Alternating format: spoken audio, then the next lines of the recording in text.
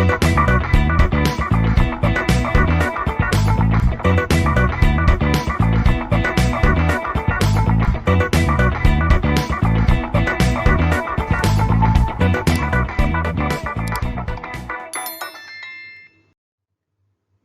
you all to the fluid power system.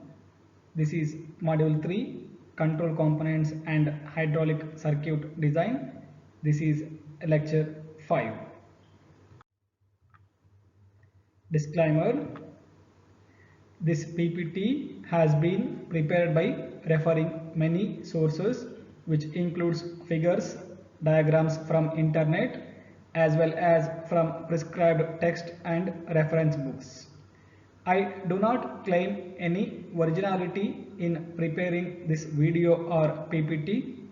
This PPT or video is exclusively for the purpose of education and not for any financial gains. I wholeheartedly thank all those who have directly or indirectly contributed to do this PPT or video. In this class, we will discuss about hydraulic circuit design. What is hydraulic circuit design and why it is required? A hydraulic circuit is a group of components such as pumps, actuators, control valves, conductors, nothing but a pipelines, and fittings arranged so that they do useful work. See, the group of components are connected together to do or to perform some useful work or to do some assigned work. An hydraulic circuit may be defined as a graphical representation of the hydraulic components in a hydraulically operated machine. This is also one of the definitions of hydraulic circuit design. Okay, here see, it gives us an idea about how these components are interconnected and how it is useful and how it is works. These are all things we will study or we will see once the hydraulic circuit design is completed. Okay, to do hydraulic circuits or for making some hydraulic circuits, there is a one trial version software, Fluid Sim. It is 30 days free software, trial version software. Once you install in your laptops or computers, you can easily construct or build a different kinds of hydraulic circuits for different applications, and then you can know how it is interconnected in between the components and how it is working. Okay. There are three important considerations in designing a hydraulic circuit. They are: first one is the safety of machine and personnel in the event of power failures. And second is the performance of the given operation with a minimum losses. And third is the cost of the component used in the circuit. Okay, here the mainly three important considerations. These considerations, while taken in main or taken as a important notes or important considerations while designing the hydraulic circuit, they are safety, performance and cost. The essential components required for hydraulic circuit design are means to complete the hydraulic circuit design, some essential components are required. They are hydraulic power pack, hydraulic control components, actuators, system accessories. And in the first component, that is hydraulic power pack, and hydraulic power pack mainly consisting of a pump, electric motor, mechanical couplings, oil reservoir, strainers, filters, coolers, etc. These are all things, these are all components comes under hydraulic power pack. And when we go for a second component, that is hydraulic control components, as you know already what are all the hydraulic control components. Control components nothing but a control valves. Here direction control, pressure control and flow control valves. These are all come under hydraulic control components. Next, third component is actuators. These things you already studied in the previous classes. Here linear actuators and rotary actuators. Linear actuators nothing but a cylinders. Rotary actuators nothing but a motors. So in actuators, hydraulic cylinders and hydraulic motors. And last component is system accessories. Here such as pipes, fittings, hoses, accumulators, pressure and temperature gauges, etc. So these are all these are also essential components which are required to connect one component to the another, and some angular bending required, or any straight line bending is required, fittings are required, and to store some pressure liquid accumulators are required, to measure temperature and pressure ranges in the different locations or different part of the circuit, pressure and temperature gauges are utilized. So these are also a very important components to make a hydraulic circuit design. Next is importance of proper selection of size of pipes, valves and fittings. First point, whenever there is a flow of oil in the pipe, there is energy loss due to friction. The amount of friction depends on the roughness of pipe, finish and quality of material. If the size of the pipe is not proper, more energy is required to move the fluid. Problem of cavitation also exists in the inlet of the pump. Therefore, the proper size of the pipe is important. When we go for a second importance, energy losses also occur in pipeline restrictions called fittings. A fitting is a component that is used to connect the pipes and control the fluid like valves. The nature of flow path determines energy losses. More the circuitous path, the greater the energy losses. Therefore, proper choice of valves and fittings is important in the design of hydraulic circuits. Means a fitting is a component that is used to connect the pipes and control fluid like valves. Okay, and a proper choice of valves and fittings are very important when the point of design of hydraulics. Okay. Graphical symbols used in an hydraulic circuit design. First point is, graphical symbols represent the function only. It does not indicate the construction of elements used like gears, vanes, pistons, etc., ports, location of ports, etc. These are the only graphical representations.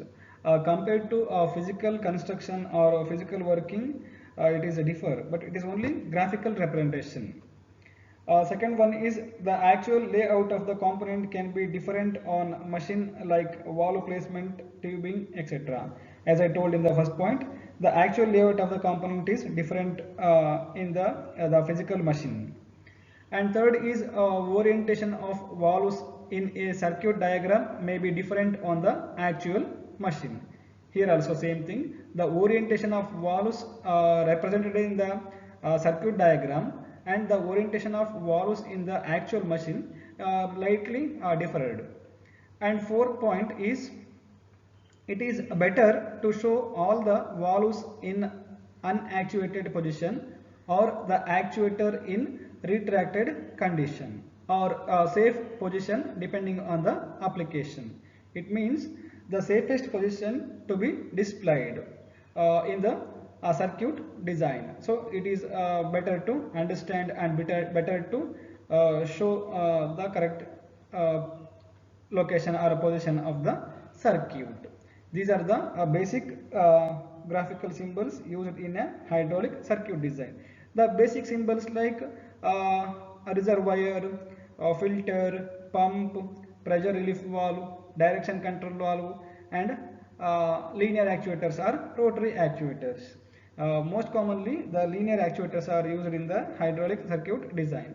In some cases, or not in some cases, in many cases also, rotary actuators are utilized.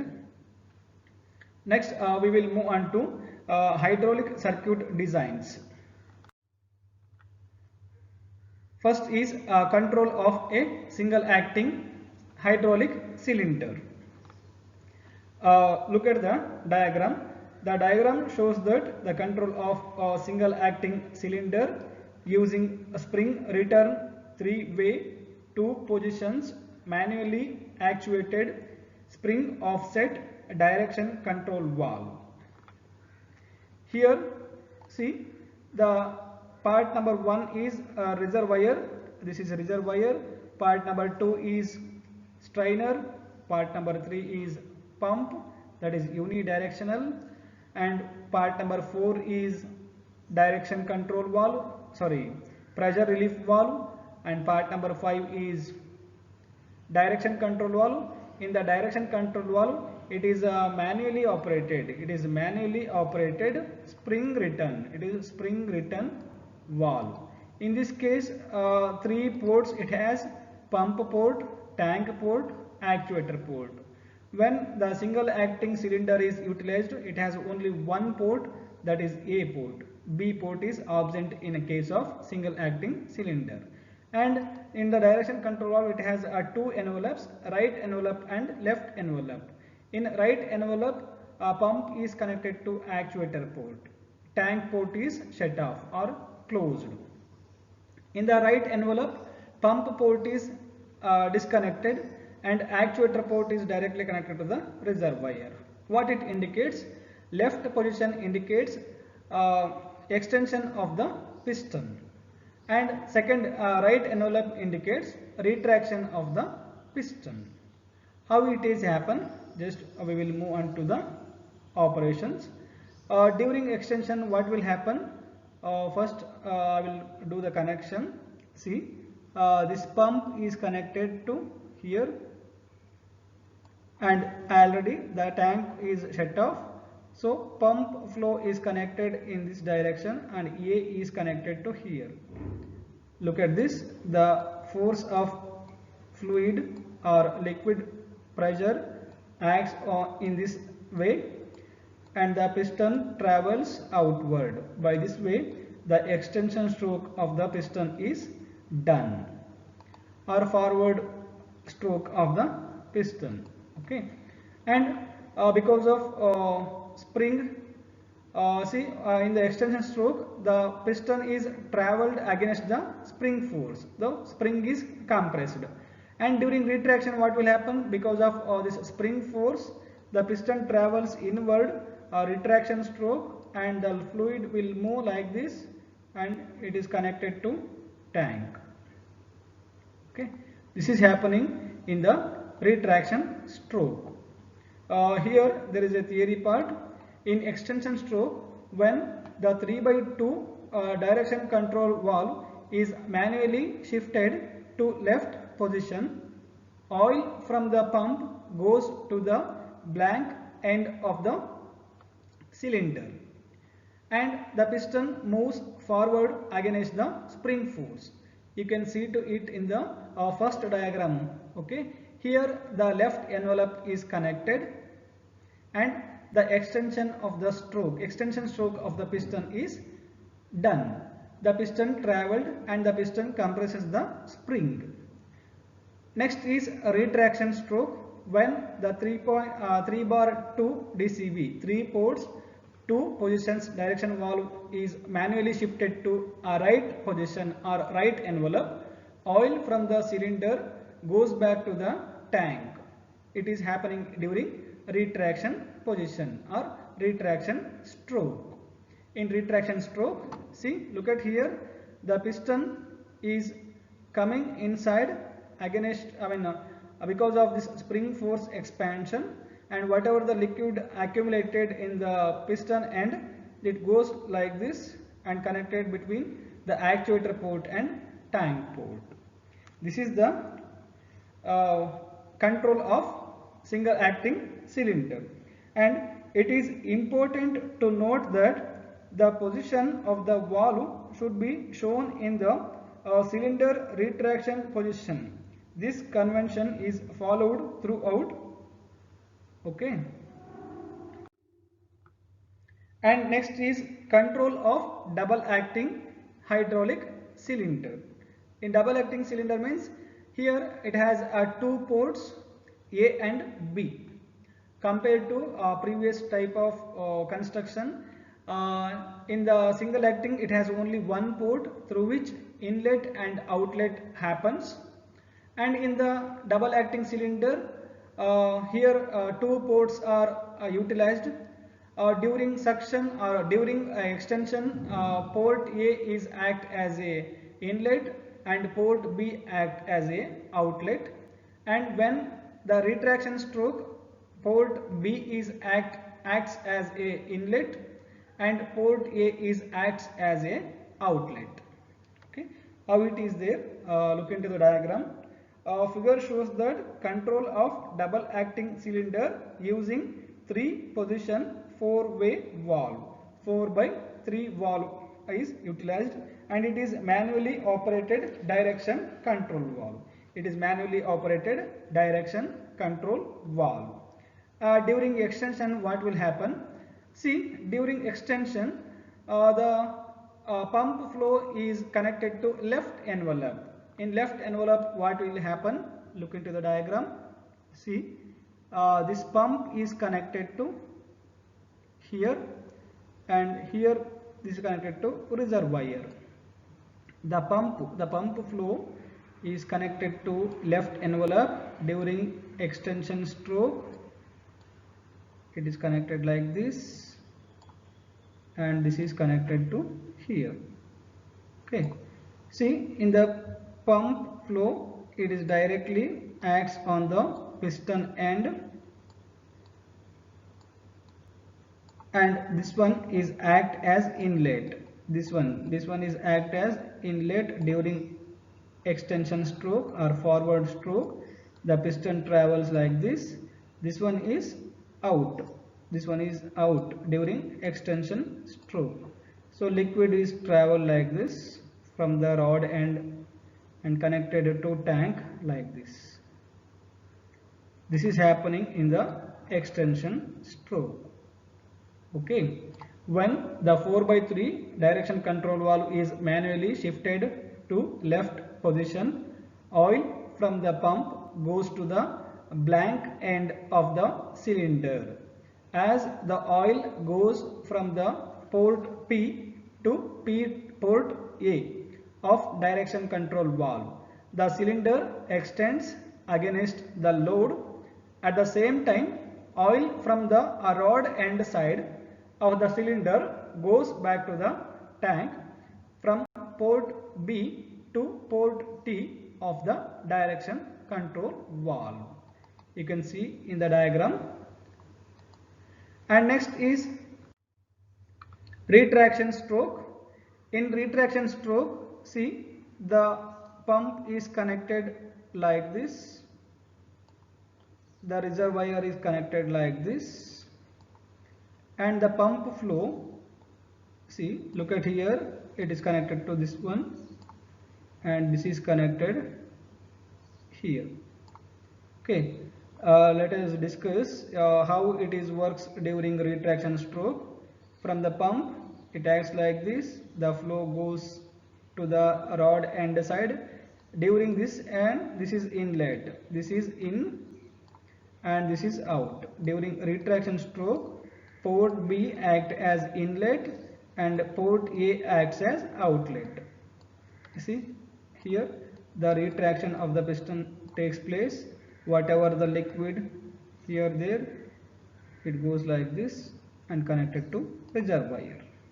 Okay. In retraction stroke, what will happen when the direction control valve 4/3 direction control valve is manually shifted to right position? Oil from the pump goes back to the rod end of the cylinder. As the oil goes from the port P to port B of direction control valve. Here port P is port P, here is the port P, and here is the port B. The cylinder is retracted. At the same time, oil from the blank end flows back to the tank from port A. Port A is here. Port A to port T. This is port T. Okay. Port T of the direction control valve. Next is middle position, that is a neutral position. In neutral position, see here the pump is connected directly towards the tank. The pump flow is diverted towards the tank. Why? Because the port A and port B is closed. So there is no connection between pump port and actuator ports. So the flow from the pump is diverted towards the tank like this. Look at this. Okay. This is happening in the neutral stroke. In neutral stroke, when the 4/3 direction control valve is shifted to the center position or to the neutral position, the oil flows back to the tank and the cylinder is hydraulically locked. So here in this case, no one valves from the no one ports from the actuator is connected to pump, so it is hydraulically locked. So it is called a neutral position. Thank you.